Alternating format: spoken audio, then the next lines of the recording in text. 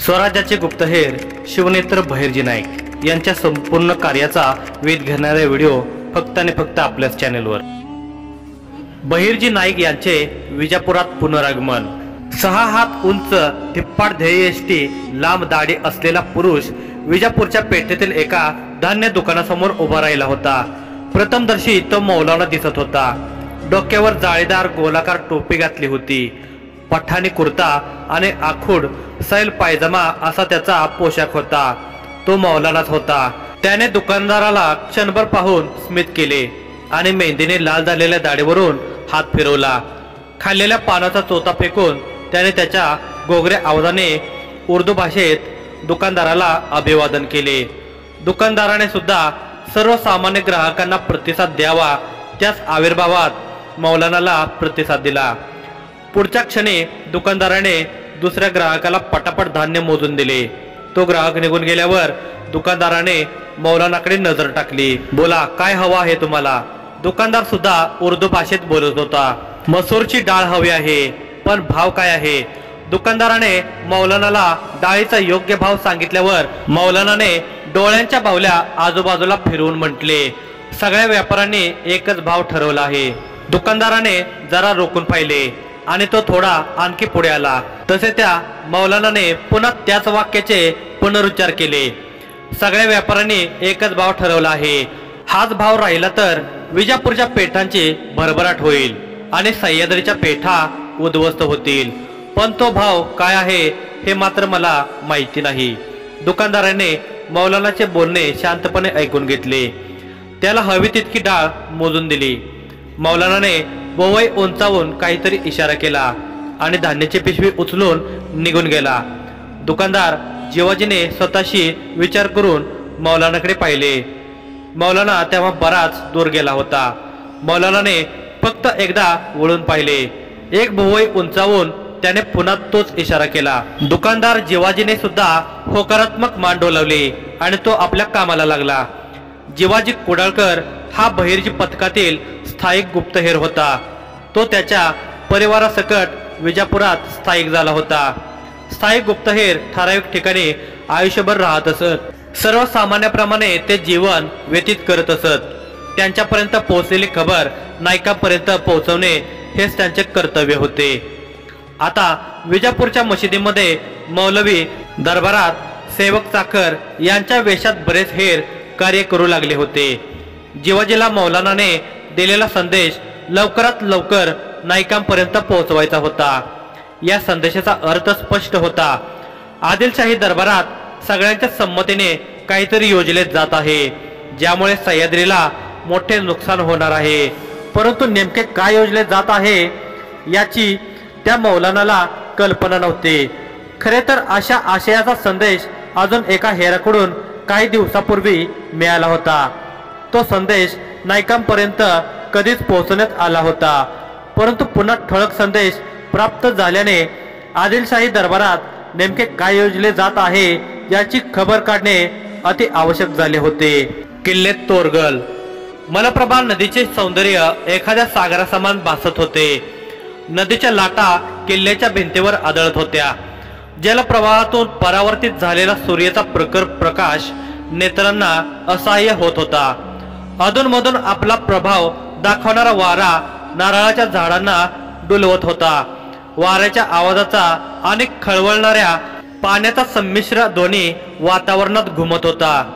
तोरगल किल्ल्याबाहेरचे हे निसर्ग सौंदर्य नेत्रांना सुखावणारे असले तरी आज या वातावरणात भयंता जाणवत होती।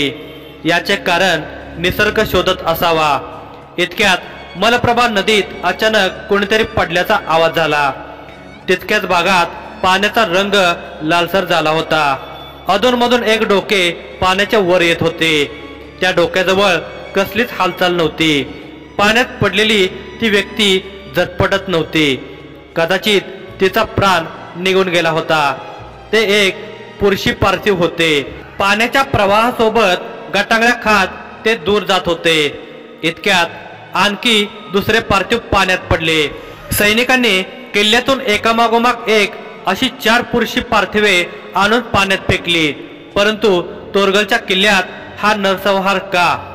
त्याने वेगाने तलवार फिरवली आणि समोर हात बांधून उभ्या केलेल्या मनुष्याच्या गळ्याला चीर दिली। त्या मनुष्याच्या गळ्यातून रक्ताच्या चिळकांड्या उडाल्या। त्याची अर्धवट तुटलेली मान वेगाने थरथरत होती। त्या थरथरणाऱ्या मानेसोबत रक्ताचे ओघळ जमिनीवर पडत होते। तो मनुष्य क्षणात जमिनीवर कोसळला। त्याच्या शरीराचा प्रतिकार आता थांबला होता। गळ्यातून भळाभळा ओघळणारे लाल भडक रक्त त्याच्या पार्थिवाभोवती पसरले होते। त्या पार्थिवाकडे पाहून त्याचा गळा चिरणारा शस्त्रधारी मोठ्याने हसू लागला। रक्ताने माखलेली तलवार त्याने स्वतःच्या डोळ्यासमोर धरली। तलवारीच्या पात्यावरून रक्ताचे ओघळ टपकत होते।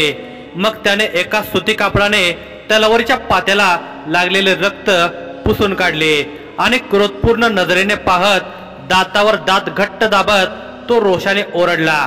बाळाजी हैबतरावाला मारण्याआधी मारणाऱ्यानं 10 वेळा विचार करावा। तो क्रूर कर्मा पुरुष बाळाजी हैबतराव होता। आदिलशाही सैन्यातील एक शक्तिशाली सरदार। तो 6 हात उंच होता। पेळदार शरीरयष्टी त्याच्या अंगरख्यातून दृष्टीस पडत होती। त्याच्या काळ्याभोर घेरदार मिशा हनुवटीवर दाढीपर्यंत पोहोचल्या होत्या। त्याचे लालभडक डोळे आग ओकत असल्याचे भासत होते। आदिलशाहीची चाकरी करणारे लखुजी हनुमंते यांचे बाळाजी हैबतरावासोबत जुने वैर होते। दोघे एकाच शासकाच्या अधीन असल्याने लखुजी बाळाजीवर प्रत्यक्ष आक्रमण करू शकत नव्हता। म्हणून तो मारेकऱ्यांना पाठवून बाळाजीच्या हत्येचा प्रयत्न करत होता। परंतु प्रत्येक वेळी त्याचा तो प्रयत्न असफल होत होता। बाळाजी हैबतरावाने पुन्हा एकदा त्या पार्थिवाकडे नजर टाकली आणि रक्षकांना डोळ्यांनीच इशारा केला। तसे ते रक्षक पुढे आले। त्या रक्षकाने ते पार्थिव उचलले आणि घेऊन निघाले। बाळाजीने समोरच्या भूतनाथ मंदिरावर आपली दृष्टी वळवली। गाभाऱ्यात दिसणाऱ्या काळ्याशार शिवलिंगाकडे पाहून त्याचे हात जोडून कपाळाला टेकवले। डोळे बंद करून नमस्कार केला। जय बाबा भूतनाथ। तो वळून समोर आसनारूढ असलेल्या तोरगलच्या किल्लेदाराला म्हणाला, सयाजीराव, लखुजी जुनी शत्रुता विसरण्यास राजी नाहीत। समोरासमोर लढण्याची ताकद नाही म्हणून कट्यार सुरी घेऊन माणसं पाठवत आहेत। पण एकेकाला पुरून उरेल हा बाळाजी हैबतराव। कुत्सित स्मित करत तो आसनारूढ झाला। बाळाजी हैबतरावाचे तोरगलचे किल्लेदार सयाजीराव यांच्याशी मित्रत्व होते। सयाजीरावाच्या पुत्रीच्या विवाहानिमित्ताने बाळाजी तोरगलला आला होता। किल्ल्यातील भूतनाथ मंदिरासमोर आसने मांडण्यात आली होती। मंदिरासमोर यज्ञविधी सुरू असताना बाळाजीवर अचानक हल्ला झाला होता। परंतु चाणक्य बाळाजीने हा हल्ला क्षणात असफल केला होता। बाळाजी आसनारूढ झाल्यावर एका सेवकाने केव्हापासून हातात पकडून ठेवलेला खलिता त्यांच्या पुढे धरला। बाळाजी हैबतरावाने खलिता हातात न घेता निरखून पाहिला। तो पाहतच होता इतक्यात त्याच्यापुढे एक सेवक एक पितळेचे पात्र घेऊन आला। त्यात पाकळ्यायुक्त गुलाबजल होते। त्या गुलाबजलात हैबतरावाने हात बुडवले आणि मलमली कापडाला हात पुसून मगच तो खलिता हातात घेतला। तो खलिता विजापूरहून आला होता। त्याने खलित्यात लिहिलेल्या मजकुरावर नजर फिरवली। ओठाच्या कडा डाव्या बाजूला ताणत असुरी हास्य करत म्हणाला, सयाजीराव, आम्हाला विजापूरहून एका मोहिमेसाठी बोलावण्यात आला आहे। बहिर्जी नाईक आणि मार्जिना विजापूरच्या प्रवेशद्वारातून आत आले होते। तेव्हा नुकताच अरुणोदय झाला होता। गेल्या काही दिवसांमध्ये नाईकांनी मार्जिनाला बहिर्जी पथकाची सांकेतिक भाषा शिकवली होती। आता तिचे कार्य तिला चांगले समजले होते। दोघांनी मुस्लिम दाम्पत्याचा वेश धारण केला होता। विजापूरच्या पेठेत ते खरेदीसाठी आल्याची नोंद त्याने प्रवेशद्वारावर केली होती। नाईकांनी त्यांचे नाव मोहम्मद मिया आणि मार्जिनाचे नाव मरियम खातून असे सांगितले होते। इस्लामिक वेशात असलेल्या सामान्य नागरिकांची आणि फकीर मौलाना यांची विजापुरात फारशी चौकशी होत नाही हे नाईक जाणून होते। म्हणून त्याने हा वेश धारण केला होता। ते दोघे आता विजापूरच्या पेठेत आले होते। ही पेठ आणि हे शहर दोघांच्या चांगल्या परिचयाचे होते।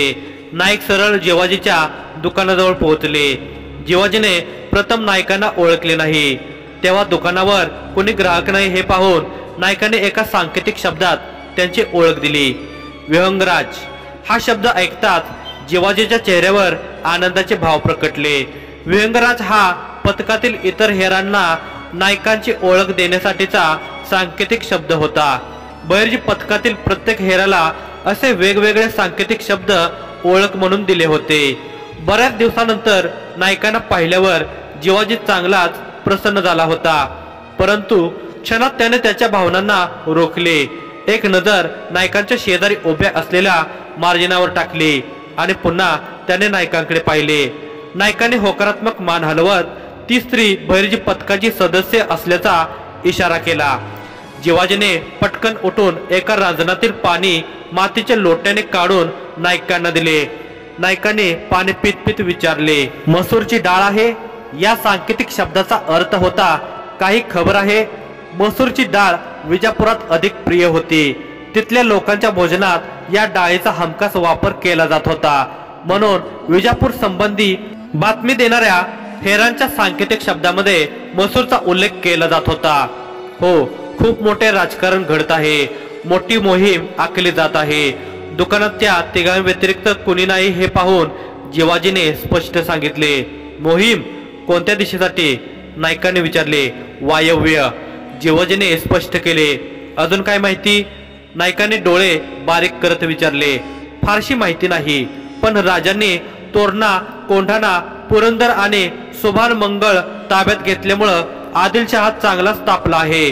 त्यानं राजांचा कायमचा बंदोबस्त करायचा ठरवला आहे, त्यासाठी मोठी फौज पाठवणार आहे, पण सरदार कोण असणार याची अजून तरी कर्णोपकर्णी वार्ता नाही। जिवाजीने त्याच्यापर्यंत आलेल्या खबरा फोडून सांगितल्या। ठीक आहे, ते सुद्धा लवकरच कळणार। सरदार कुणी असो, सह्याद्रीपर्यंत पोहोचण्याआधी त्याला दुर्बल करू, म्हणत नायकाने मार्जिनाकडे पाहिले आणि सांगितले, मार्जिना, जनानखान्यातून मिळालेल्या खबरा तुला या जिवाजीपर्यंत पोहोचवायच्या आहेत। मार्जिनाने होकारात्मक मान हलवली। तोंडावर बांधलेल्या कपड्यामुळे तिचे फक्त नेत्रच दिसत होते। जिवाजीला नेहमी तिची ओळख पटावी म्हणून शाहीन हा सांकेतिक शब्द तिला देण्यात आला होता। या उर्दू शब्दाचा अर्थ होता बाज पक्षी। बाज पक्षी बहिर्जी पथकाचे प्रतीक होते। वेगवेगळ्या मोहिमावर असलेल्या हेरांना दिलेल्या सांकेतिक शब्दात बाज शब्दाची गुंफण असे आणि एका जागी स्थायिक असलेल्या हेरांना दिलेल्या सांकेतिक शब्दात वटवृक्ष या शब्दाची गुंफण असे। बाज नावाने संबोधले जाणारे हेर बाज पक्षासारखी आपल्या लक्ष्यावर तीक्ष्ण नजर ठेवून असत। वटवृक्ष म्हणत संबोधले जाणारे हेर वटवृक्ष या विशालकाय वृक्षासारखे सर्व बाज पक्षांना आश्रय देत असत, मोहिमेसाठी माहिती पुरवत असत। मार्जिना आता सज्ज झाले होते। आता तिला आदिलशहाच्या जनानखान्यात प्रवेश मिळवायचा होता। हे इतके सहज शक्य नव्हते, परंतु स्वराज्यासाठी हे कार्य अति महत्वाचे होते। काही दिवसात स्वराज्यावर पहिले आक्रमण होणार होते। या आक्रमणाची संपूर्ण माहिती काढण्यासाठी बहिर्जी पथकाचे विजापुरातील सगळे हेर आता सक्रिय झाले होते। नाईक स्वतः विजापुरात होते। त्यांच्यापुढे अनेक प्रश्न होते। स्वराज्याच्या दिशेने चालून जाणारा सरदार कोण असेल? किती सैन्य संख्या असेल? शस्त्रसाठा किती असेल? स्वराज्याकडे जाण्यासाठी आदिलशाही सैन्याचा मार्ग कसा असेल? आक्रमणासंदर्भात त्यांचे नियोजन काय असेल? विजापुरातील सामान्य लोकवस्तीच्या मधोमध लाकडी बांधकाम असलेल्या पक्क्या घरात त्या रात्री नाईक आणि मार्जिना थांबले होते। हे घर एका शिपायाचे होते। हा तोच शिपाई होता ज्याने आदिलशाही कैदेत असलेल्या नावाड्याची सुटका करण्यासाठी नायकांची मदत केली होती। विजापुरात बहिर्जी पथकाचे हेर स्थापित करण्यात या शिपायाचे मोलाचे योगदान होते। खरे तर तो कार्य विजापूरच्या दरबारात करत असला तरी त्याचे कर्तव्य स्वराज्याचे होते। तो स्वराज्याचा हेर होता। स्वराज्याचा तो पहिला मूळ मुस्लिम हेर होता। त्यापेक्षा तो एक विदेशी होता। हबीबुल्ला हुसैनी त्याचे नाव होते। इराणी वंशाचा शिपाई इराणी वंशीय आदिलशहाच्या शत्रूस मदत करत होता। हे चित्र त्या काळच्या राजकीय समीकरणांच्या विरुद्ध होते। शिवाजी राजांप्रती त्याची निष्ठा का होती? या गैर हिंदू शिपायावर नायकाने इतका विश्वास का ठेवला असावा? त्याने बहिर्जी पथकाची मुळे विजापूरच्या दरबारात रोवली यामागचे कारण आणि त्याचा हेतू काय होता? त्याचा हेतू स्पष्ट होता, शहाजी राजांच्या पुत्रास मदत करणे, त्याचे परममित्र कान्होजी जेधेंना दिलेल्या शब्दांचे पालन करणे। त्याहीपेक्षा त्याने जेव्हा बहिर्जी नाईकांकडून शिवाजी राजांचे विचार ऐकले तेव्हा तो मनपूर्वक स्वराज्याशी जोडला गेला होता। नाईकांनी 2 खोल्यांच्या त्या घरात आतल्या खोलीत मार्जिनाला झोपवण्यास सांगितले। एका सुंदर स्त्रीसोबत नाईक इतक्या दिवसापासून होते तरी तिच्याबद्दल त्यांच्या मनात एकदाही कुविचार आला नाही। मार्जिनाला या गोष्टीचा अचंबा वाटत होता। ज्या राज्याच्या हेर पथकाचा प्रमुख इतका महान आहे तर तो राजा किती महान असेल हा विचार करून समाधानाने तिच्या चेहऱ्यावर हास्य फुलले होते। महान विचारांच्या शासकासाठी ती तिचे